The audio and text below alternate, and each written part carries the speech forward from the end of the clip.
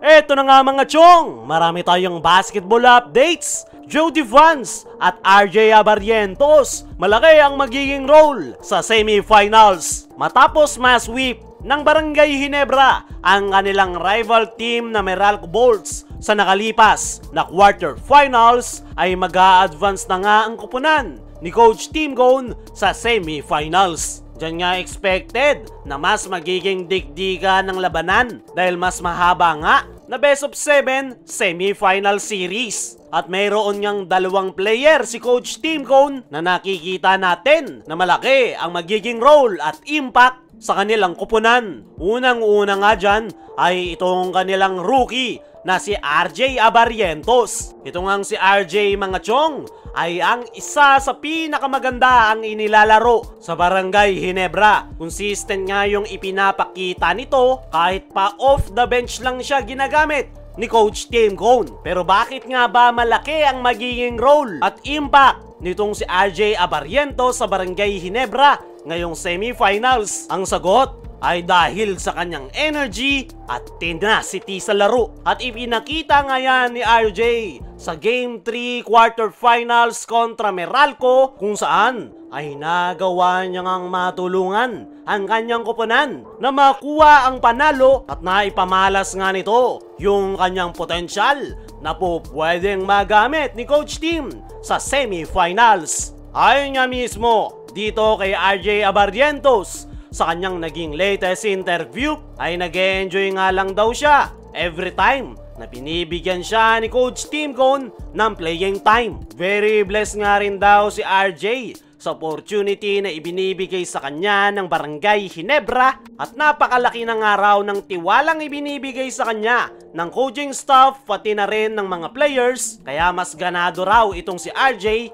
at looking forward sa paparating na semifinals. Sa ngayon ay waiting pa nga ang Barangay Ginebra kung sino ang kanilang makakatapat sa San Miguel o Converge Fiberxers. Pero kahit sino pa nga ang makatapat dyan ng Barangay Ginebra, ay paniguradong malaki ang magiging impact nitong si RJ Abarrientos, lalo na't unti-unti niya nang nakakabisado yung triangle offense at the same time ay unti-unti na nga rin niyang nailalabas yung kanyang full potential at saktong-sakto nga yan para sa paparating na semifinals. Hindi na nga ginagamit ni Coach Tim Cone itong si LA Tenorio dahil malaki na nga yung tiwala ni Coach Tim kay RJ Abarrientos. Nabanggit pa nga ni Coach Tim na veterano na kung gumalaw si RJ dahil sa taas ng kumpiyansa nito, kaya umaasa nga si Coach Tim na magagamit niya yung kumpiyansa ni RJ Abarrientos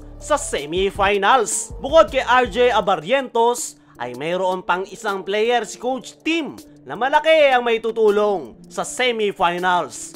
Yan ay walang iba kundi itong kanilang veteranong big man na si Jody Vance. Marami nga ang nagulat nang i-activate ito ng Barangay Ginebra ngayong PBA playoffs. At sa naging performance ni JDV sa quarterfinals kontra Meralco Bolts ay impressive, panigurado. Marami ang magsasabi, paano ko nasabing impressive yung performance ni Jody Vance? Ang sagot ay ang kanyang presensya sa loob ng painted area. Napakalaki nga ng naitulong ni Jody Vance para punan yung butas ng Barangay Ginebra. Alam naman natin na kulang yung kanilang front court position dahil tanging si Japet lang yung kanilang inaasahan. Pero dahil nga kay JDV ay gumaan yung trabaho ni Japet at nabigyan pa nga ito ng sapat na pahinga para hindi mapagod sa dulo ng laro. Bukod dyan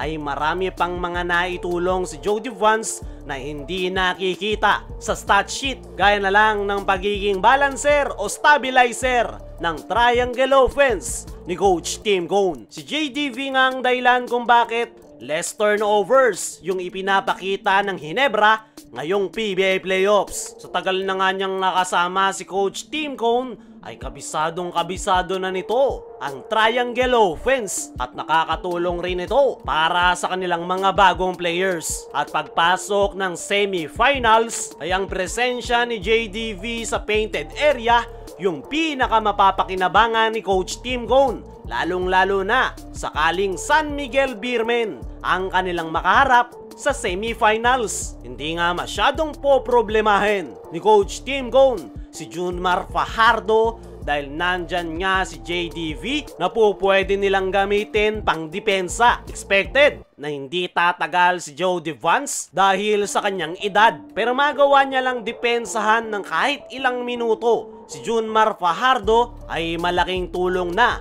para sa kupunan ni Coach Tim Cone, lalong-lalo na kay Japet Aguilar. Mas mahabang minuto ang lalaruin ni Jody Vance ay mas maganda para mabigyan ng sapat na pahinga si Japet at hindi kapusin sa dulo. Bukod sa po pwedeng gawing pang depensa si Jody Vance sa semis, ay mas gaganda nga yung flow ng kanilang triangle offense. Hindi man makasabay si Jody Vance sa takbuhan, yung basketball IQ naman yung kanyang puhunan at dahilan kung bakit siya inactivate ni Coach Tim Cone. Sa ngayon ay naghahanda na ang Barangay Ginebra para sa semifinals. At nitong nakalipas nga lang na araw ay nagsimula nang mag-scout si Coach Tim Cone. Una niya nang tinignan ang San Miguel Beermen sa East Asia Super League at expected sa Biyernes ay present rin si Coach Tim sa magiging Game 4 ng Converge kontra San Miguel para pag-aralan ang dalawang kupunan. Kaya mga chong, ano ang masasabi nyo sa malaking role na gagampanan ni RJ Abarrientos at Jody Vance sa semifinals?